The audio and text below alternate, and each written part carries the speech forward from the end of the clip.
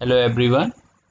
So this is lecture 1 of electronic devices, and in last lecture I have discussed the syllabus of electronic devices with you all. आज हम discuss करेंगे the energy band diagram of semiconductors. मैंने last class में आपसे discuss किया था कि इन basic electronics first year में आपने difference between metal, semiconductor and insulator पढ़ा होगा। और जैसा कि आप इस डायग्राम में देख रहे हैं तो आपने ये कंडक्शन बैंड, वैलेंस बैंड, ये सब चीज़ें डायग्राम की हेल्प से फर्स्ट ईयर में पढ़ी हैं। और आपने ये सीखा है कि in case of semiconductor band gap metal से ज़्यादा होता है, इंसुलेटर में और ज़्यादा होता है। मेटल में कंडक्शन बैंड और वैलेंस बैंड दोनों मर्ज होते हैं, that's why they are good conductor. Semiconductor की जो कंडक्टिविटी होती है वो मेटल और इंसुलेटर के बीच में लाई करती है। ये सब्जेक्ट बेसिकली डील करता है सेमीकंडक्टर्स पे। सो हम यहाँ पर मेटल के और इंसुलेटर के बारे में नहीं पढ़ेंगे। हमारा जो मेन फोकस होगा वो सेमीकंडक्टर्स पे होगा। हम यहाँ पर ये सीखने की कोशिश करेंगे कि ये कंडक्शन बैंड क्या होता है, ये वैलेंस बैंड क्या होता है, और इन एक्चुअली बैंड फॉर्मेशन होती क्या है, ये बैंड्स कैसे बनते हैं। तो इस लेक्चर में हम यही सीखने की या समझने की कोशिश करेंगे कि ये बैंड्स फॉर्मेशन कैसे होता है। तो कहानी को शुरू करने से पहले सबसे पहले ये समझने की कोशिश करते हैं कि हम एक्चुअल में बात किस चीज़ की कर रहे हैं। तो अगर मैं सेमीकंडक्टर की बात करूं तो सेमीकंडक्टर में हम बात करते हैं सिलिकॉन की। अब सिलिकॉन में अगर मैं और सेमीकंडक्टर में अगर मैं इंट्रिंसिक सेमीकंडक्टर की बात करूं, that is my pure semiconductor, तो it is basically a silicon crystal. Silicon crystal.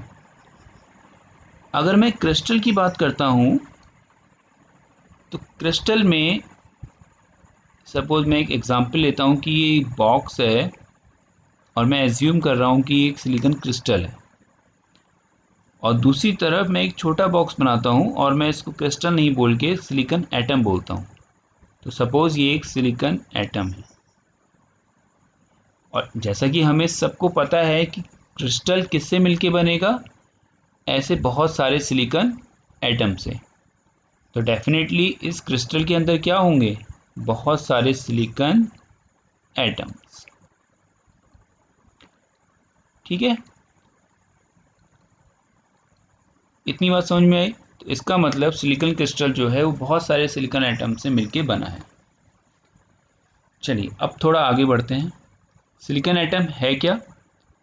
Silicon atom जिसका एटॉमिक नंबर कितना होता है, 14।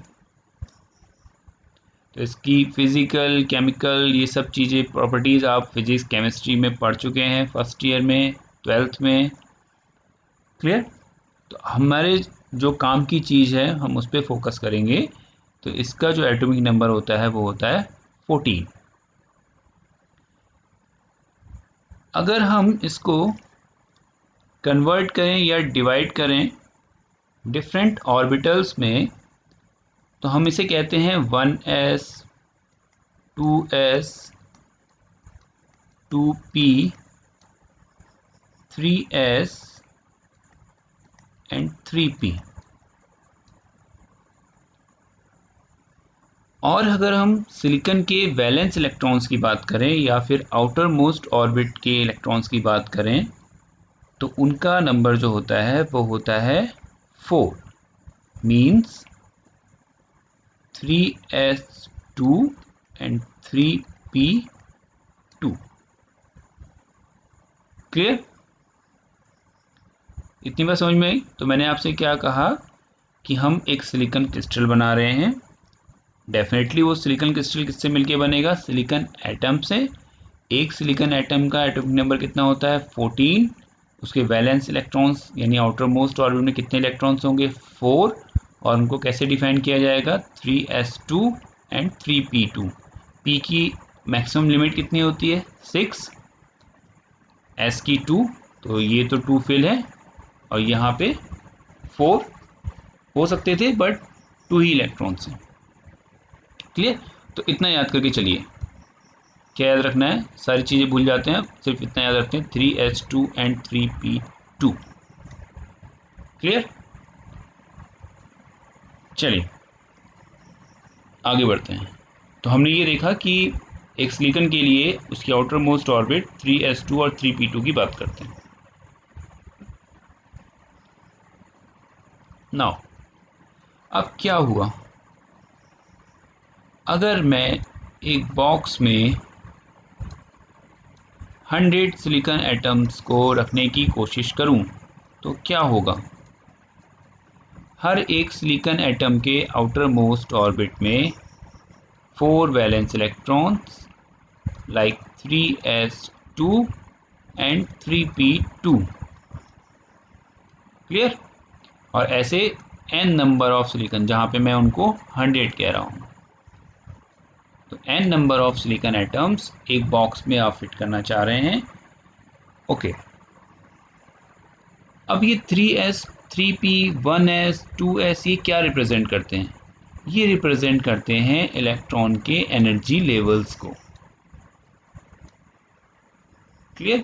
तो आपने केमिस्ट्री में पढ़ा होगा, तो अगर मैं इसको रिप्रेजेंट करूं तो this is 1s, this is 2s, this is 2p, इसी तरीके से 3s 3p।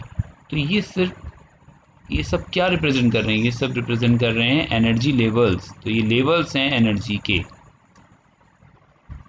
क्लियर? तो इसका मतलब ऐसे हर एक सिलिकॉन एटम में लेवल्स होंगे। अब सपोज मैंने कहा कि 2 सिलिकॉन एटम्स हैं और मैं बात कर रहा हूँ 3s और 3p की। क्यों कर रहा हूँ अभी आपको बताऊंगा। तो मैंने आपसे कहा कि ये 2 सिलिकॉन एटम हैं, ये 3s 3p। अभी आप इस डायग्राम को कुछ देखिए मत, आपकी समझ में अगर नहीं आ रहा है तो आप यहाँ पे कंसंट्रेट करिए। This is 3s 3p। हम इन्हीं एनर्जी लेवल्स की बात क्यों कर रहे हैं? क्योंकि ये आउटर मोस्ट ऑर्बिट है। इट मीन्स ये न्यूक्लियस से काफ़ी दूर है। मीन्स जो फोर्स है न्यूक्लियस और इस ऑर्बिट के बीच में वो सबसे कम होगा। इट मीन्स ये इलेक्ट्रॉन्स हाईएस्ट प्रोबेबिलिटी रखते हैं मूव करने की, और यू कैन से कि इनके और न्यूक्लियस, इस ऑर्बिट के और न्यूक्लियस के बीच में जो फोर्स ऑफ अट्रैक्शन है वो बहुत ही वीक होगा। क्लियर? अब क्या होगा, आप इसको इस एग्जाम्पल से समझने की कोशिश कीजिए कि सपोज एक रूम में 2 बच्चे बैठे हैं। रूम काफ़ी बड़ा है, 2 बच्चे बैठे हैं, तो आई थिंक किसी को कोई दिक्कत नहीं होगी। एक स्टूडेंट यहाँ बैठा है, एक स्टूडेंट दूसरे कॉर्नर में बैठा है, तो कोई प्रॉब्लम नहीं होगी। लेकिन अगर इसी कमरे में मैं कैपेसिटी से ज़्यादा स्टूडेंट्स को बैठा दूँ, सपोज इस रूम की कैपेसिटी 50 है, लेकिन मैं उसमें 100 स्टूडेंट्स को बैठा दूँ, तो क्या होगा? बहुत सारी चीज़ें हो सकती हैं, लेकिन कुछ ना कुछ तो होगा। क्यों? क्योंकि अब जितनी कमरे की कैपेसिटी थी उससे ज़्यादा उसके अंदर मास है। तो डेफिनेटली हो सकता है कि जो एक लेवल के स्टूडेंट्स हों, मीन्स जो आपस में कुछ भी कोइंसिडेंस रखते हों या कुछ उनके अंदर एक सेम प्रॉपर्टीज़ हों, वो एक साथ जा सकते हैं। जो हाइट में छोटे हों, जो छोटे बच्चे हों, वो एक साथ जा सकते हैं। तो ऐसा कुछ हो सकता है कि वो अपने आप को एक तरीके से डिवाइड कर लें। ओके, तो इसका मतलब ये है कि अगर किसी बॉक्स में या किसी जगह पे आप, ये नेचर का लॉ ही है, अगर आप लिमिट से ज़्यादा किसी चीज़ को एंट्री करेंगे किसी रूम में या किसी बॉक्स के अंदर, तो डेफिनेटली कुछ इश्यूज आएंगे। ओके, तो अब उसको यहाँ से थोड़ा सा कोरिलेट करके देखते हैं ताकि हमें कहानी समझ में आए कि हम क्या कह रहे थे। तो कहानी ये है कि पहले दो एटम्स थे जो सेपरेटली रखे हुए थे, लेकिन अब क्या हुआ कि ये एटम्स, अब क्योंकि हमें एक सिलिकॉन क्रिस्टल बनाना है, तो डेफिनेटली ये सिलिकॉन एटम्स क्या होंगे, पास आएंगे, क्योंकि एक क्रिस्टल में एक प्रॉपर फिक्स जगह होगी, प्रॉपर उसका डायमेंशन होगा डेफिनेटली। तो ऐसे बहुत सारे सिलिकॉन एटम्स पास आएंगे, और जब ये सिलिकॉन एटम्स पास आते हैं और ये एक प्रॉपर डिस्टेंस को क्रॉस करते हैं, लाइक सपोज मैंने आपसे कहा कि दो बच्चे हैं, अगर वो 10 मीटर की डिस्टेंस पे हैं तब कोई प्रॉब्लम नहीं हो रही है, लेकिन जैसे ही वो 3 मीटर की डिस्टेंस, आपस में 3 मीटर की डिस्टेंस को कवर करेंगे तो कुछ प्रॉब्लम क्रिएट हो जाएगी। तो ऐसे ही जैसे ही कुछ एक प्रॉपर डिस्टेंस को क्रॉस करते हैं तो क्या होता है वो देखते हैं। चलिए, तो अब आते हैं इस ग्राफ पे, ये ऊपर जो फिगर है, तो हुआ क्या कि जैसे आप यहाँ सिलिकॉन देख सकते हैं, ये इसकी आउटर ऑर्बिट s है और ये p है, तो 2 इलेक्ट्रॉन s में है और 2 इलेक्ट्रॉन p में है। क्लियर? तो अलाउड स्टेट कितनी है यहाँ पे 6 p के लिए, और s के लिए कितनी है 2। क्लियर? तो क्या हुआ कि जब ये बहुत सारे सिलिकॉन एटम्स आपस में कंबाइन होने लगे, या उनके बीच की जो डिस्टेंस है वो कम होने लगी सिलिकॉन एटम्स की, तो उनकी जो आउटर मोस्ट ऑर्बिट होती है 3s और 3p, जो यहाँ लिखा है 3s एंड 3p, वो आपस में कंबाइन हो जाती हैं। क्लियर? तो आप ये कह सकते हैं कि according to band theory, when a large number of atoms combine to form a large molecular orbitals, they merge into an almost continuous band of energy levels। तो सिंपली बैंड थ्योरी क्या कहती है कि जब बहुत सारे एटम्स कंबाइन होते हैं किसी एक क्रिस्टल को बनाने के लिए, तो उनकी जो मॉलिक्यूलर ऑर्बिटल्स होती हैं वो आपस में मर्ज हो जाती हैं और एक कंटिन्यूस बैंड फॉर्म कर लेती हैं। तो 3p और 3s, देखिए हम इसको थोड़ा सा और इलेबोरेट फॉर्म में पढ़ते हैं नेक्स्ट डायग्राम से। सपोज हम फिर वापस आएंगे, ये देखिए, तो ये n इक्वल टू 3 है, क्लियर, थर्ड लेवल। तो जब ये दूर थे, यानी जब इनके बीच की इंटर एटॉमिक डिस्टेंस ज़्यादा थी, तो ये लेवल्स कैसे रहे होंगे, 3s 3s 3s 3s 3s 3s, सारे एटम्स के। क्लियर? लेकिन जैसे ही ये इन्होंने एक डिस्टेंस को क्रॉस किया, तो ये जितने भी एनर्जी लेवल्स थे हर एक एटम के, वो सब आपस में क्या हो गए, मर्ज हो गए। जैसा आप यहाँ देख सकते हैं फिगर में, ये सब क्या हो गया आपस में, जैसे ही इन्होंने इस डिस्टेंस को क्रॉस किया ये सब आपस में मर्ज हो गए। क्लियर? तो क्या हुआ कि 3p और 3s जो ऑर्बिट थी, आउटर ऑर्बिट, सारे सिलिकॉन एटम्स की आपस में मर्ज हो जाती हैं। ओके, चलिए, अब मर्ज हो जाती तो होता क्या है, फिर एक बार समझने की कोशिश करते हैं। क्या था, 3p में कितने इलेक्ट्रॉन्स थे, 2n। क्लियर? 2n, जैसे मैंने कहा ना 3s2 और 3p2, यही हम पिछली वाली स्लाइड से लेके आए थे। 3s2 3p2। तो p में कितने इलेक्ट्रॉन है 2, s में कितने इलेक्ट्रॉन है 2, लेकिन इसमें अवेलेबल स्टेट्स कितनी थी 6। हम कितने एटम्स की बात कर रहे थे, सपोज मैंने अगर 100 कहा और इन जनरल उसे क्या बोलेंगे n एटम्स, तो कितनी स्टेट्स अवेलेबल होंगी 6n। ऐसे ही s में कितनी स्टेट्स अवेलेबल होंगी 2n। तो यहाँ यही लिखा है 3p के लिए कितने स्टेट्स हैं 6n और कितने इलेक्ट्रॉन्स हैं free electrons 2n। Similarly for 3s मतलब s के लिए, s ऑर्बिट के लिए स्टेट्स कितनी होंगी 2n स्टेट्स और इलेक्ट्रॉन्स 2n इलेक्ट्रॉन्स। क्लियर, इतनी बात समझ में आई। 6n states 2n electrons, 2n states 2n electrons. अब जैसे जैसे ये आगे बढ़ रहे हैं मींस इंटर एटॉमिक डिस्टेंस कम होती जा रही है, तो क्या होगा ये सारी स्टेट्स आपस में मर्ज कर जाएंगी। तो 6 + 2 कितना हुआ 6 + 2 is 8, so 8n states. Clear, electrons कितने हैं 2 + 2 यानी कि 4, तो कितने इलेक्ट्रॉन्स हो गए 4n इलेक्ट्रॉन्स। क्लियर, चलिए यहां पढ़ लेते हैं। तो अब आपके पास 8n स्टेट्स हो गई और 4n इलेक्ट्रॉन्स हो गए। आई होप इतनी बात आपको समझ में आई होगी। एक बार इस वीडियो को फिर से देखिएगा कि हम कैसे कैसे मूव किया था, हमने कैसे कैसे हम आगे बढ़े थे। एक क्विक रिव्यू करते हैं। हमने सिलिकॉन एटम के बारे में पढ़ा। सिलिकॉन एटम ने हमें ये बताया कि भाई उसका एटॉमिक नंबर 14 है, उसके आउटर ऑर्बिट में 3s2 3p2 है। हम इस 3s2 3p2 को लेके आगे आए और हमने ये देखा कि इस स्टेट में 2n इलेक्ट्रॉन्स हैं for n number of silicon atoms और इसमें 6n स्टेट्स हैं for n number of silicon atoms.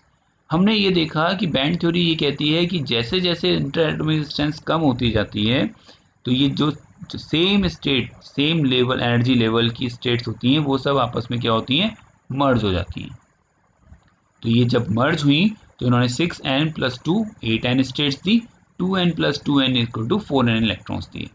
अब ये जो 8n स्टेट्स हैं ये आगे जाके for semiconductor, clear, for semiconductor कैसे डिवाइड हो जाती हैं 4n states and 4n states.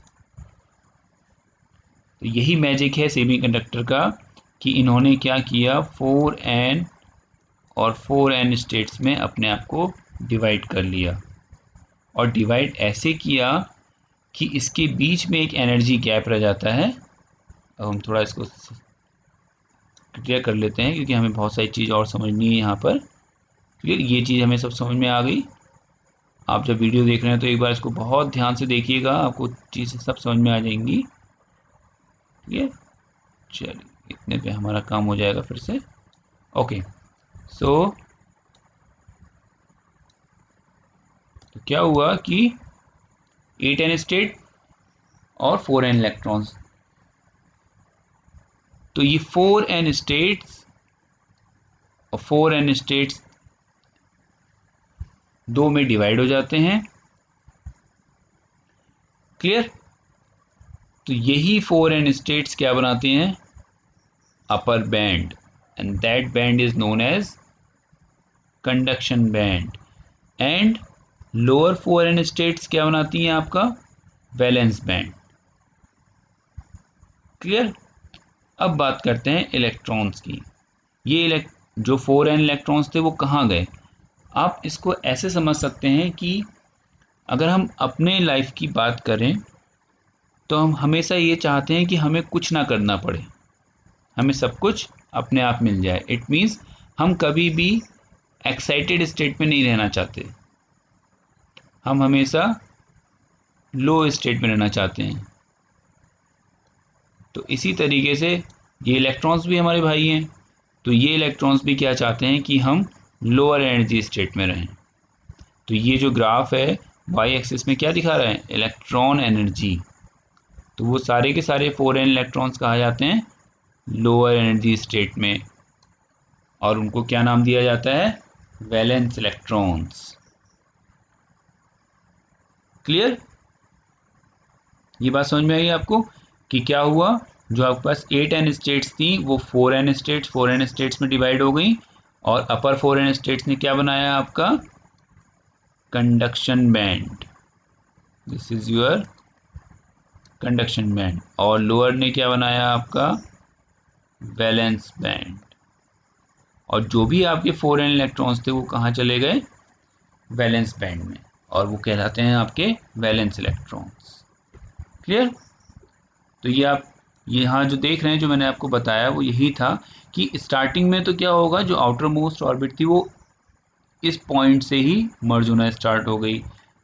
जो स्टेट्स और जो ऑर्बिट्स न्यूक्लियस के पास हैं वो थोड़ा सा आगे जाके डिस्टेंस पे मर्ज होना स्टार्ट हुई, और n=1 और आगे जाके मर्ज होना स्टार्ट हुई। तो ये शो कर रहा है कि the splitting of 3 energy state in the allowed band of energy, मतलब अलग अलग लेवल्स जो ऑर्बिट्स थी वो कहाँ कहाँ पे ब्रेक हो रही हैं। क्लियर? तो अब वापस आते हैं, जो ग्राफ आपने पढ़ा था, तो ये ग्राफ आपने पढ़ा था फर्स्ट ईयर में, या आप जो अभी तक पढ़ते आए हैं, तो होप आपको बात मेरी समझ में आई होगी। तो इस ग्राफ को अब एनालाइज करने की कोशिश करते हैं।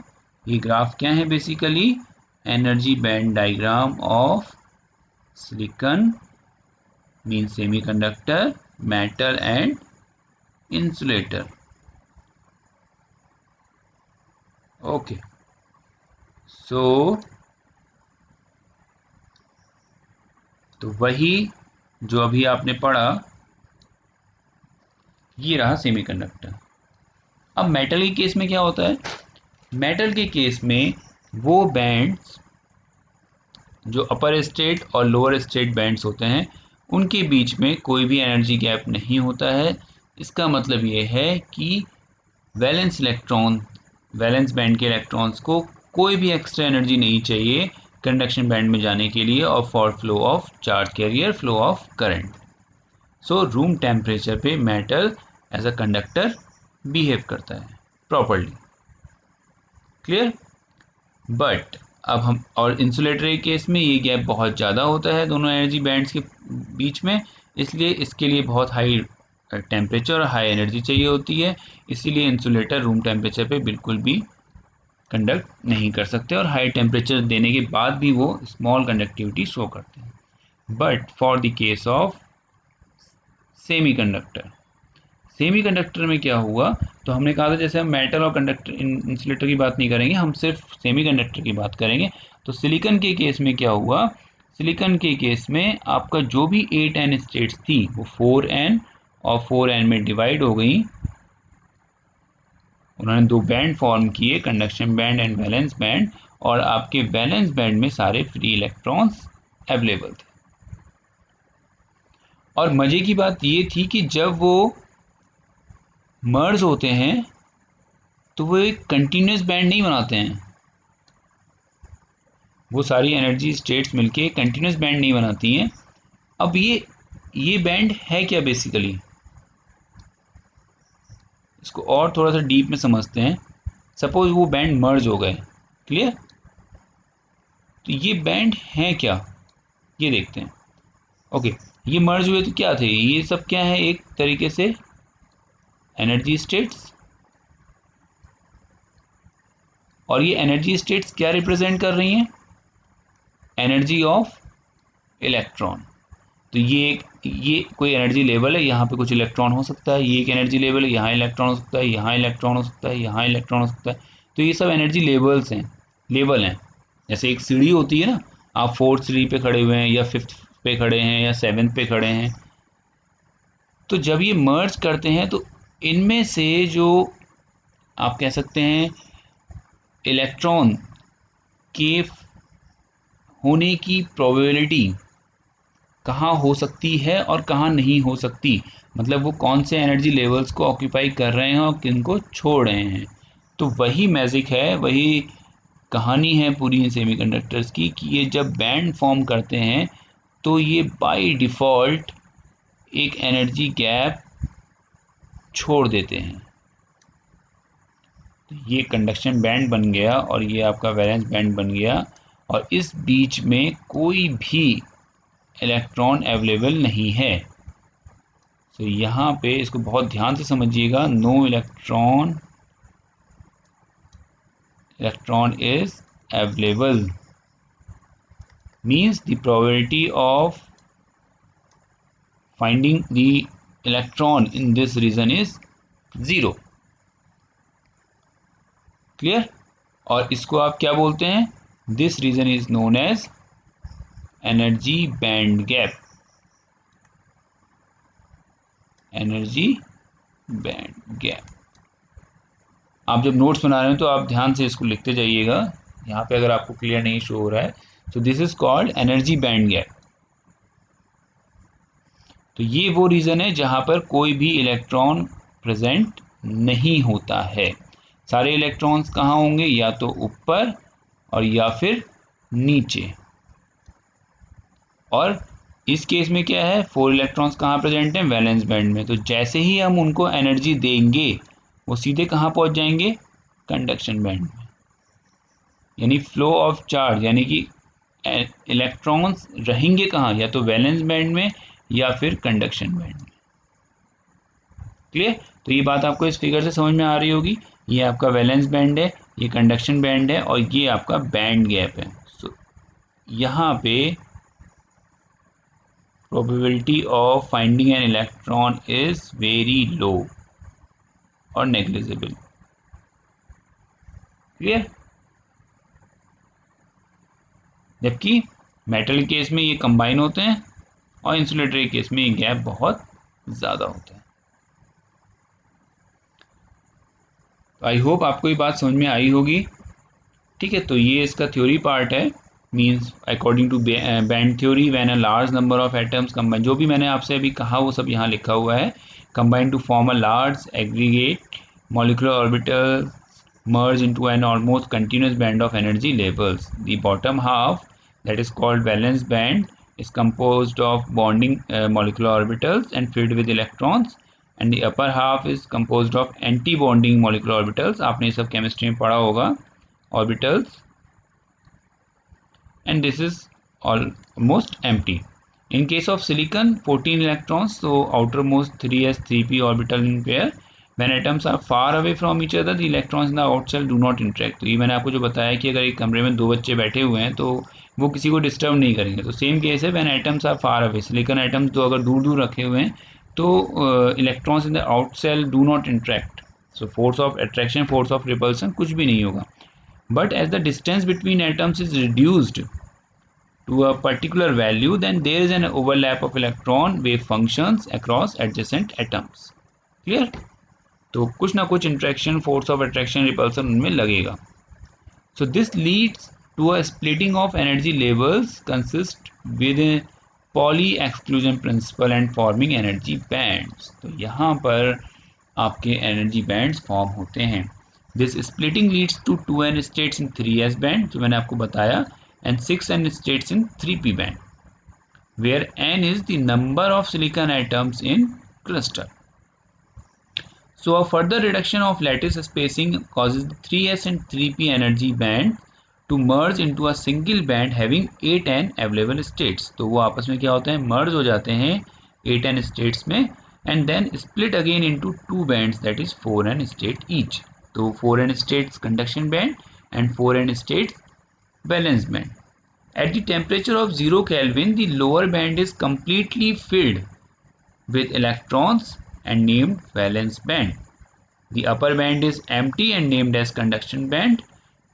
In crystal silicon, the core level electrons do not start yet to interact।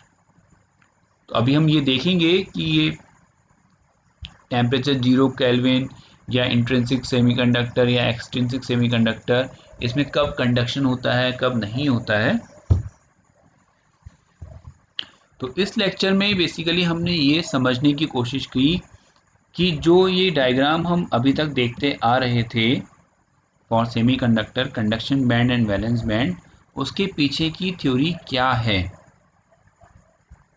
तो अगर मैं 1 मिनट में इस थ्योरी को समराइज करूं तो वो थ्योरी ये है कि जब भी आप कोई सिलिकॉन क्रिस्टल बनाएंगे, बहुत सारे सिलिकॉन एटम्स जब पास पास आते हैं तो उनकी जो आउटर मोस्ट ऑर्बिट होती है वो एक दूसरे से इंटरेक्ट करती है, और वो इस तरीके से इंटरेक्ट करती है कि वो आपस में कंबाइन होके बैंड्स का फॉर्मेशन करते हैं।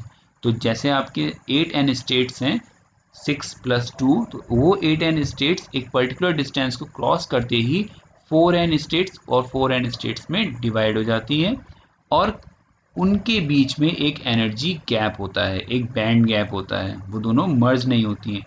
तो वो बैंड गैप ये शो करता है कि वहाँ पे कोई चार्ज कैरियर नहीं है। 4n इलेक्ट्रॉन्स हैं जो कि कहाँ पर होंगे, आपके वैलेंस बैंड में। कंडक्शन बैंड में कोई भी चार्ज कैरियर नहीं होता है। क्लियर? आई होप आपको ये बात समझ में आई होगी कि एनर्जी बैंड डायग्राम क्या चीज़ होती है फॉर केस ऑफ सेमीकंडक्टर। अब हम आगे नेक्स्ट क्लास में ये डिस्कस करेंगे कि इंट्रिंसिक के केस में बैंड डायग्राम क्या होता है, एक्सट्रिंसिक, एन टाइप और पी टाइप सेमीकंडक्टर के केस में बैंड डायग्राम क्या होता है। So this is all about for the lecture 1। Thank you.